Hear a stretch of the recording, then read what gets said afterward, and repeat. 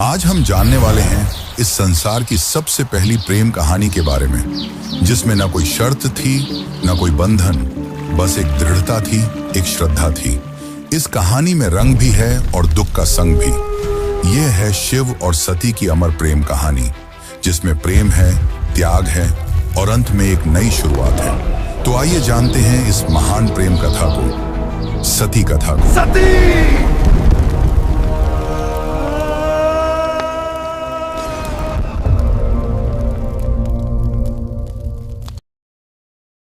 सृष्टि के आरंभिक काल की बात है, जब ब्रह्मा ने अपने मानस पुत्रों को रचा। उन्हीं में से एक थे दक्ष प्रजापति, अत्यंत बुद्धिमान परंतु उतने ही अहंकारी। दक्ष को अपनी योग्यता, अपनी शक्ति और अपने सृष्टिकर्ता के कुल से उत्पन्न होने का बड़ा अभिमान था। उसने वर्षों की तपस्या की और देवताओं से वरदान पाए संतान की प्राप्ति के लिए। उसकी यह तपस्या रंग लाई और उसे एक अत्यंत दिव्य कन्या की प्राप्ति हुई, वही जिसे हम आज देवी सती के नाम से जानते हैं। सती का जन्म किसी साधारण कन्या की भांति नहीं हुआ था। उनका स्वरूप स्वयं शक्ति का अंश था। कहते हैं वह स्वयं आदि शक्ति का अवतार थी। दक्ष को अपनी पुत्री पर गर्व था, लेकिन साथ ही उसके मन में एक अभिलाषा थी कि वह अपनी इस कन्या का विवाह किसी महान देवता, किसी वैभवशाली राजकुमार या किसी प्रतिष्ठित गृहस्थ से करेगा। उसे यह कल्पना भी नहीं थी कि उसकी पुत्री का हृदय वहां बन चुका है, जहां वैभव का कोई मोल नहीं, जहां वैराग्य ही आभूषण है, भगवान शिव। देवी सती बचपन से ही विचित्र स्वभाव की थी। अन्य कन्याओं की तरह ना तो उन्हें श्रृंगार में रुचि थी, ना ही राजसी जीवन की भव्यता में। जब जब वह शिव की चर्चा सुनती, जब किसी आर्षि द्वारा शिव की महिमा का वर्णन होता, उनका हृदय गहरे भावों से भर उठता। शिव जो श्मशानवासी हैं, जो मृग चर्म धारण करते हैं, जो भस्म रमाते हैं और सर्पों को आभूषण की तरह पहनते हैं। आम कन्याओं के लिए यह भय का कारण होता, पर सती के लिए यही शिव उनके अंतर्मन में बस चुके थे। धीरे धीरे यह आकर्षण भक्ति में बदला और भक्ति प्रेम में। अब सती का एक ही लक्ष्य था, शिव को पति रूप में प्राप्त करना। पर यह मार्ग आसान नहीं था। जब दक्ष को सती की इच्छा का आभास हुआ तो वह क्रोधित हो उठा। उसकी आंखों में तो शिव एक जंगल में भटकने वाले योगी मात्र थे। उसने सती को समझाने का प्रयास किया कि वह किसी योग्य, राजसी और सम्माननीय वर को चुने, पर सती अब निर्णय कर चुकी थी। उन्हें किसी धन, वैभव या पद की आवश्यकता नहीं थी। उन्हें चाहिए था वह परम पुरुष जो संन्यास में भी पूर्ण है, जो मौन में भी संपूर्ण है। और इसी लक्ष्य के लिए सती ने आरंभ की कठोर तपस्या। पर्वतों की गुफाओं में प्रचंड वायु और वर्षा के बीच सती ने भोजन तक त्याग दिया। उन्होंने पृथ्वी पर बैठकर खुले आकाश में बिना निद्रा के केवल शिव के ध्यान में लीन रहकर दिन, सप्ताह और महीनों का तप किया। देवताओं तक को आश्चर्य हुआ कि एक कन्या इतनी कठोर तपस्या कैसे कर सकती है। और जब उनकी तपस्या की अग्नि ने त्रिलोक को प्रभावित करना शुरू किया, तब अंततः भगवान शिव ने उनकी भक्ति को स्वीकार करने का निर्णय लिया। पर यह तो आगे की कथा है। अभी तो एक पिता के अहंकार और एक पुत्री के समर्पण की टकराहट शुरू हुई है। जहां एक ओर दक्ष चाहता है कि सती उसके राजनैतिक सपनों की सीढ़ी बने, वहीं दूसरी ओर सती हर सांस के साथ शिव का नाम जपती है। यही संघर्ष इस प्रेम कथा की पहली चिंगारी है, एक ऐसी चिंगारी जो आगे चलकर एक भीषण अग्निकांड बन जाएगी। सती अपनी तपस्या में लीन थी। उनका एकमात्र उद्देश्य था शिव की प्राप्ति। अनंतः उनकी भक्ति से प्रसन्न होकर शिव प्रकट हुए। शिव मुस्कुराए और एक क्षण में वह उस तपस्विनी के समक्ष प्रकट हो गए। जैसे ही सती ने अपनी आंखें खोली, उनके सम्मुख खड़े थे वही जिनके लिए उन्होंने सब कुछ त्याग दिया था। शिव ने उनके तप, प्रेम और अटल श्रद्धा को देखा और कहा, हे देवी, तुम्हारा प्रेम मुझे बाध्य करता है। आज मैं तुम्हें अर्धांगिनी के रूप में स्वीकार करता हूं। इस वचन के साथ पूरे ब्रह्मांड में आनंद की लहर दौड़ गई। देवताओं ने पुष्प वर्षा की और फिर आया वह शुभ दिन जिसका साक्षी स्वयं ब्रह्मा, विष्णु और सारे लोग हुए। शिव और सती का दिव्य विवाह। शिव बारात लेकर स्वयं कैलाश से निकले, पर यह कोई साधारण बारात नहीं थी। इसमें भूत, प्रेत, पिशाच, नाग, सिद्ध, योगी, अर्षि, देवता सब सम्मिलित थे। शिव की सवारी नंदी थी, शरीर पर भस्म, जटा से गंगा, गले में नाग। यह स्वरूप देख सभी स्त्रियां भयभीत हो उठी, पर सती के चेहरे पर गर्व था। उन्हें अपने शिव पर गर्व था। वैभव नहीं, सत्य का स्वरूप थे वह। विवाह का आयोजन राजसी नहीं था, पर दिव्यता से भरा हुआ था। स्वयं ब्रह्मा ने मंत्रोच्चारण किया, विष्णु ने कन्यादान किया और समस्त लोगों ने इस मिलन का स्वागत किया। यह केवल दो आत्माओं का नहीं, सृष्टि के दो मूल तत्वों शिव और शक्ति का मिलन था। लेकिन इस भव्य विवाह में एक स्थान रिक्त रहा। सती के पिता दक्ष प्रजापति, वह नहीं आए, ना ही कोई संदेश भेजा, ना ही कोई आशीर्वाद, क्योंकि उनके लिए यह विवाह एक अपमान था, एक चुनौती उनके अभिमान को। उनके अनुसार यह मिलन योग्य नहीं था। और यहीं से प्रारंभ हुआ उस अग्निकथा का बीज, जो आगे चलकर पूरे यज्ञ को जला देगा। समय धीरे धीरे बीतता है। कैलाश पर्वत पर प्रकृति की गोद में शिव और सती अपना वैवाहिक जीवन शांतिपूर्वक और आनंद से व्यतीत कर रहे हैं। कैलाश की गुफाएं, मंदाकिनी की कलकल धारा और बर्फीली हवाएं सब साक्षी थीं उस दिव्य प्रेम की, जो समय और शब्दों से परे था। लेकिन इसी बीच एक और स्थान पर कुछ और ही चल रहा था, राजा दक्ष के मन में। सती के शिव से विवाह को वह अभी तक स्वीकार नहीं कर पाया था। हर बार जब कोई शिव की महिमा का गुणगान करता, दक्ष की भौहें तन जाती। उसे लगता कि शिव ने उसकी पुत्री को अपनी योग्यता से नहीं, किसी छल से प्राप्त किया है। वह अपनी सत्ता, अपना रुतबा, अपनी श्रेष्ठता सिद्ध करना चाहता था, और उसी घमंड ने उसे एक विशाल यज्ञ के आयोजन की प्रेरणा दी। दक्ष ने यज्ञ का आयोजन बड़ी धूमधाम से किया। ऐसा यज्ञ जिसमें समस्त देवताओं, ऋषियों, सिद्धों और लोकपालों को निमंत्रण भेजा गया। ब्रह्मा से लेकर इंद्र तक हर कोई आमंत्रित था, परंतु एक नाम उसमें अनुपस्थित था, महादेव शिव का। यह कोई भूल नहीं थी, यह था दक्ष का जानबूझकर किया गया निर्णय। उसने शिव को निमंत्रण नहीं भेजा, क्योंकि उसका अहंकार उसे यह स्वीकार नहीं करने देता था कि उसकी पुत्री ने उस योगी से विवाह कर लिया, जो ना कोई राज्य रखता है, ना कोई वस्त्र, और जो श्मशान का वासी है। दक्ष को लगता था कि शिव को यज्ञ में आमंत्रित करना उसके सम्मान के विरुद्ध होगा। जब यज्ञ की तैयारियां चल रही थीं, उसी समय सती ने इस आयोजन की बात सुनी। किसी ने उनसे कहा, माता, आपके पिता दक्ष ने एक महान यज्ञ का आयोजन किया है, जिसमें सारे देव, ऋषि और ज्ञानी आमंत्रित हैं। वह तो आज पूरे ब्रह्मांड का ध्यान खींच रहा है। यह सुनकर सती का हृदय कांप उठा। उन्हें विश्वास नहीं हुआ कि उनके पिता इतना बड़ा आयोजन कर रहे हैं और उन्हें कोई सूचना नहीं मिली। कुछ समय तक वे चुप रहीं, शायद आशा में कि कोई दूत आएगा, कोई संदेश मिलेगा। लेकिन जब स्पष्ट हो गया कि शिव और उन्हें जानबूझकर न बुलाया गया है, तब उनके भीतर कुछ टूट सा गया। एक ओर पुत्री का धर्म उन्हें पिता के यज्ञ में खींच रहा था, तो दूसरी ओर पत्नी का धर्म उन्हें शिव की मर्यादा का ध्यान रखने को कह रहा था। अंततः सती ने शिव से निवेदन किया, स्वामी, मैं उस यज्ञ में जाना चाहती हूं। शायद यह कोई भूल हो और मेरा जाना उस विघटन को रोक सके। शिव ने सती की ओर गहरी दृष्टि से देखा। वह जानते थे कि यह आमंत्रण विहीन आयोजन एक साधारण यज्ञ नहीं है। उन्होंने शांत स्वर में सती से कहा, हे प्रिय, जहां सम्मान न हो, वहां स्वाभिमान को ले जाना व्यर्थ है, और मैं नहीं चाहता कि तुम उस यज्ञ में जाओ जो केवल क्रोध और घमंड से जल रही है। परंतु सती व्याकुल थी। उनके भीतर एक द्वंद्व चल रहा था, पिता और पति के बीच। उन्होंने पुनः प्रार्थना की, प्रभु, मैं केवल एक पुत्री के रूप में वहां जाना चाहती हूं। मैं पिता से बात करूंगी, शायद वह बदल जाए, शायद उनके मन का विष उतर जाए। शिव ने इस बार उन्होंने अनुमति दे दी।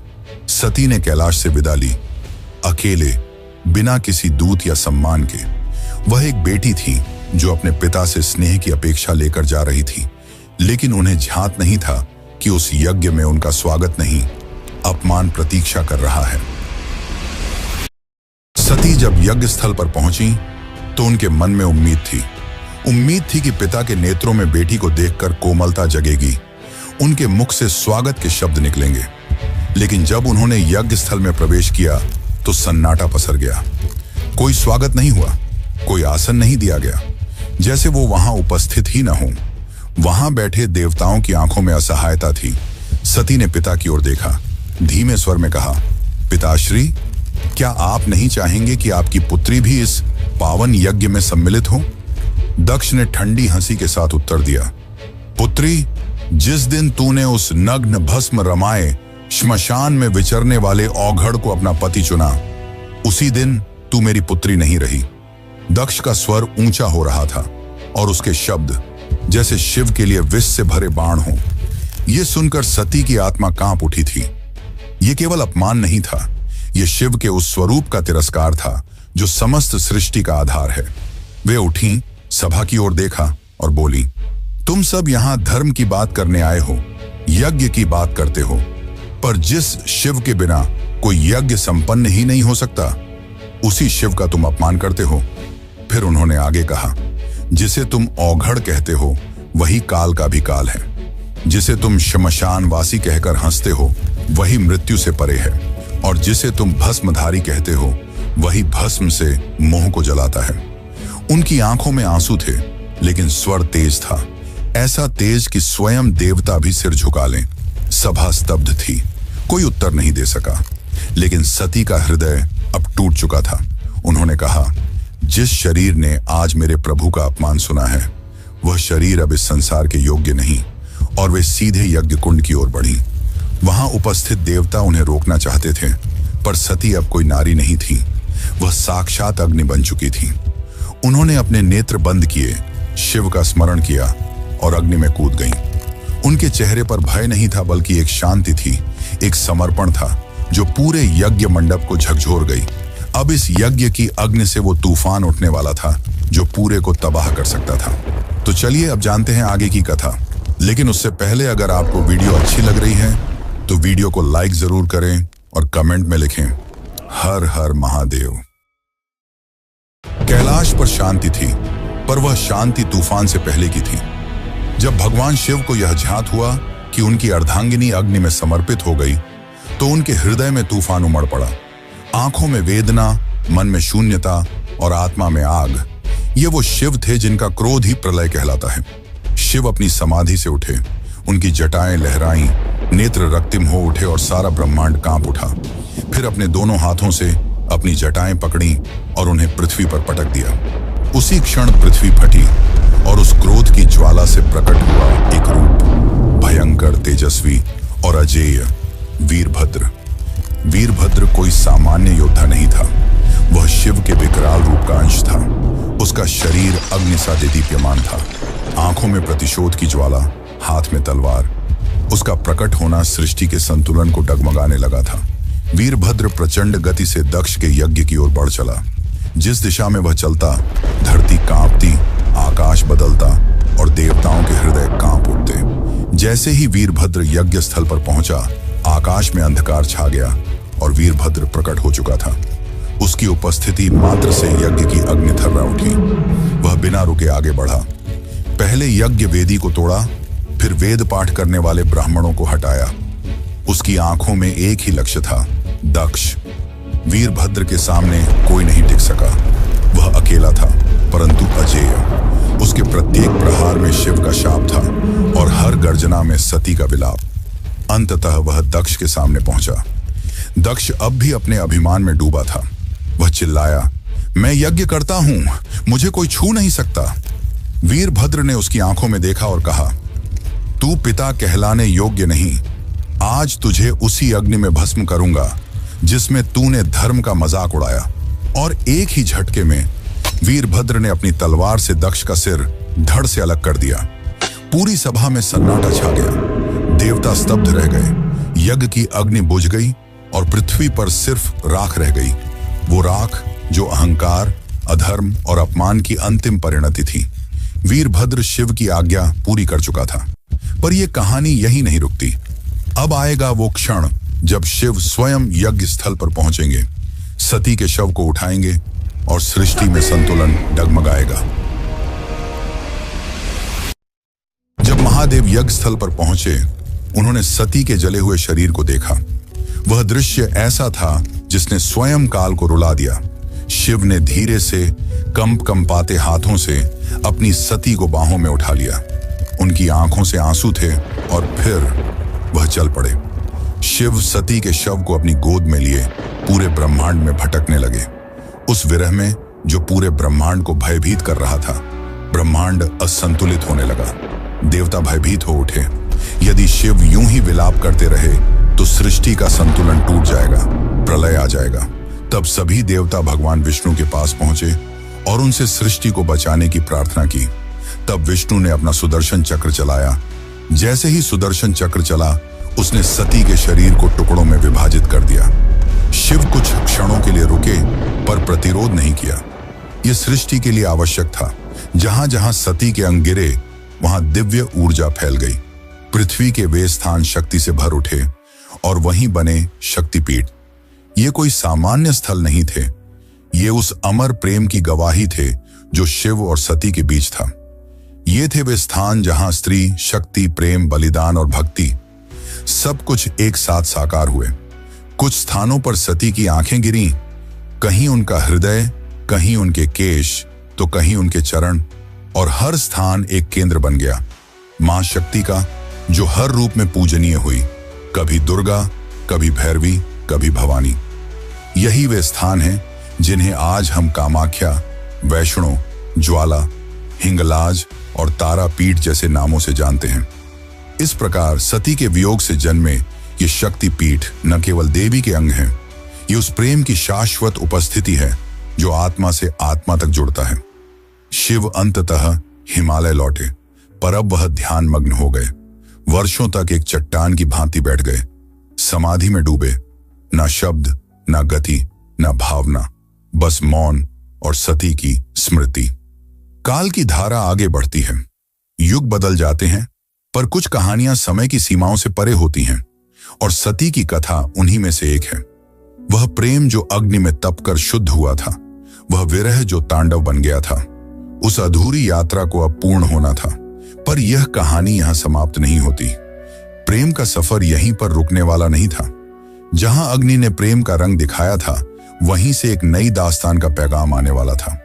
सती के बलिदान से जो प्रेम जला था, वही आग पार्वती के रूप में फिर फलने वाला था। यह अंत नहीं, यह शुरुआत है। शुरुआत है एक अमर, अनसुनी और अनोखी प्रेम कहानी की। यह शुरुआत है शिव और पार्वती की।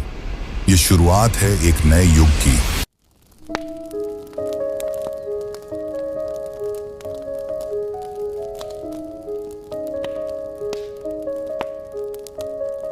दारुण करुण सत्य सारिका अपरिजय शिवरायिका अबला जड़पथिर पालिका हरदासिका सदारिका बलनि कुशैकराका नत्तिन रत्ना भवसारिका किलकर्तास्मान स वैष्णव जल्पतो किनो प्रमुञ्च प्रतिधृतनयना मृदता बलनि किमु बिभ्रता किना प्रशम्य विषकञ्जकं नरमतः सदा सेनादिशति वेदसमर्यां धरे दूरनुभवा भवनिर्वणसुता विनिगीयमाण सर्गा सर्वयस्तोमिनी मता किञ्चयोदास्यमभ्या किन्ना हार्दकुक्तिजातयानं हन्ति